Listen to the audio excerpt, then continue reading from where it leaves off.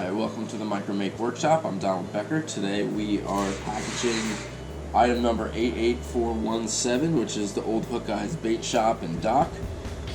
Here's the final product here on sale in the catalog and the website.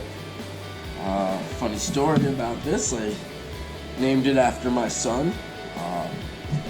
Every summer my family goes to Lake Winnipesaukee in New Hampshire, and in 2016 I brought my son and he was excited about going fishing, and on his first cast he put a hook in his eye, and it was just the eyebrow, but he was tough about it. He didn't cry.